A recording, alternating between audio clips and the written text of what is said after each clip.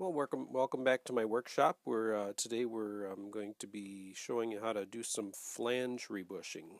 Again, in piano actions, there's a number of different flanges, and occasionally either the flanges possibly are too loose that they need to be rebushed, or the flanges sometimes come out when you go to repin it. Sometimes you push the flange out and you need to rebush it. So a couple different reasons why you'd need to rebush a flange. Okay, now we're going to be demonstrating how to do that on a hammer flange. This is a grand hammer flange. We're going to be taking out. Now the first thing we want to do, now I'm going to take the pin out, show you how to remove the flange, or the bushing I should say. If the bushing's already been pushed out, then you wouldn't need to remove it, but you do want to clean out the hole. Now here I've got a pin vise with a 3/32 inch drill bit. They recommend a .104, but I didn't have a .104, so I used a 3/32, which is about .097, which is the closest. You don't want to go bigger than .104 because then you're going to enlarge the hole. But just going here and by hand, if you use a power drill, you can get a little too aggressive. But I'm just going to use this pin vise to push the bushing out by hand. And so, again, what I'm doing is and I want to clean that hole out of all the excess felt. So I did one side, and here I'm going to go and do the other side. Okay, and again, you want to make sure you get all that excess felt. Make sure there's no glue or anything, so you got nice clean wood to work with when you go to put the new bushing in.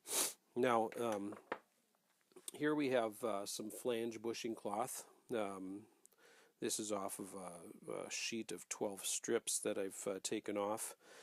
Sometimes the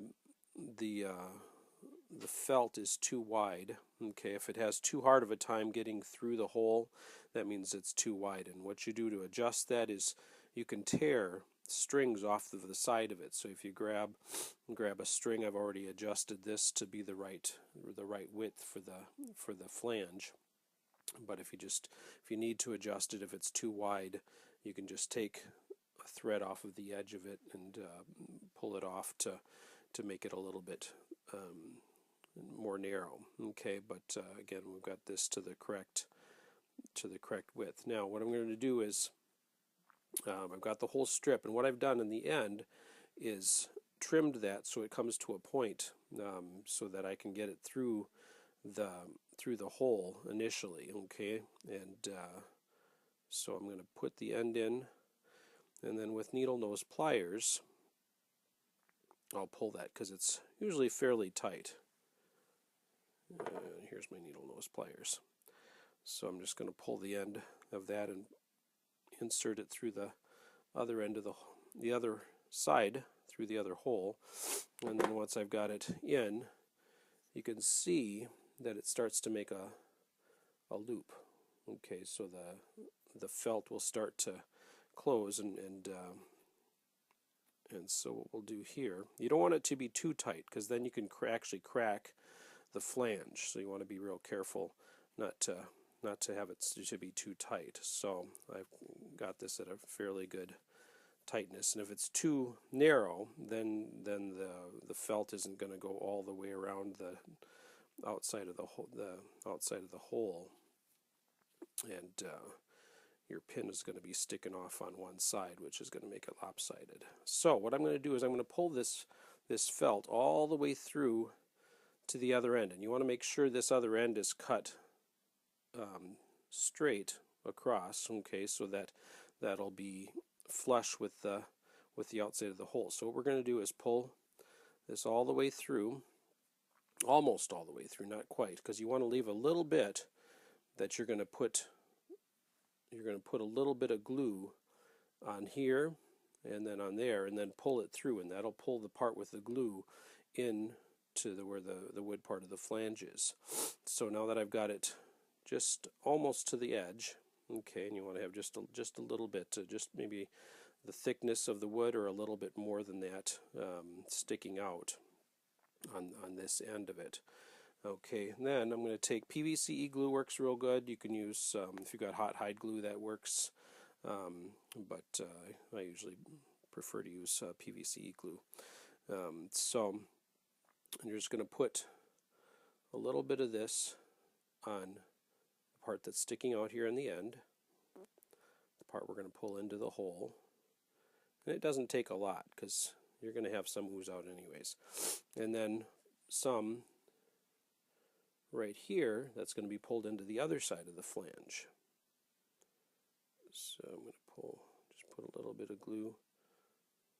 There it is. Okay, and again, it doesn't take too much. Then once you've got that, the glue on there, you're going to pull the rest of the flange, and again, most of that glue is going to just ooze right off the end, but at least enough of it will get into the hole. And then what I'm going to do is wipe the excess glue off here.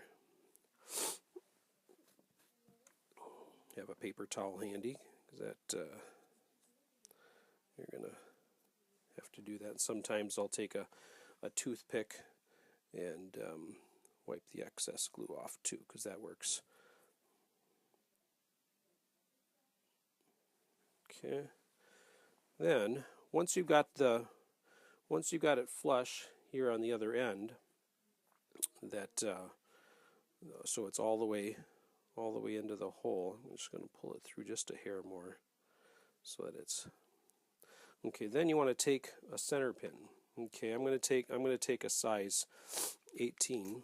Okay, now we're going to have to ream the hole out afterwards anyways, but the size 18 is a nice small size that we can use to clamp that felt. Okay, so I'm going to put the pin in and take my center pin tool. Okay, and I'm going to do it so that the pin will stick out the other end here, but won't get pushed all the way in. So, and what that's going to do is that's going to clamp that felt so that so we can let the glue dry before we cut the excess felt off. Okay, so I'm going to set that aside.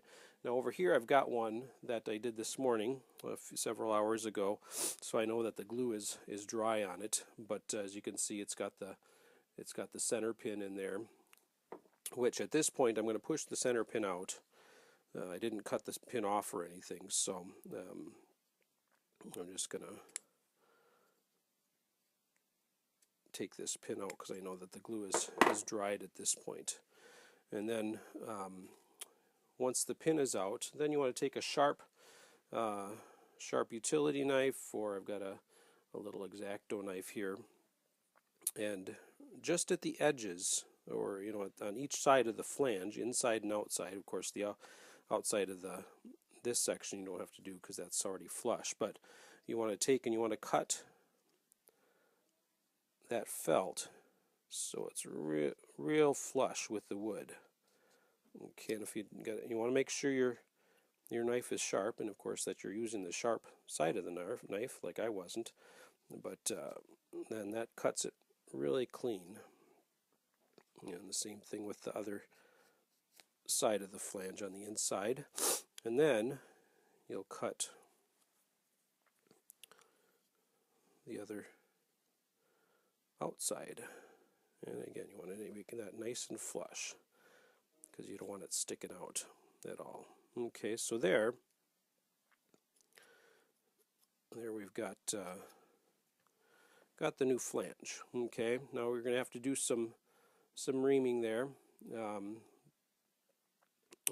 again, you want to make sure that's flush in there, and to get it to fit right, you're going to want to use the reamers, which you can see in another one of my videos, how to ease and tight flange bushings.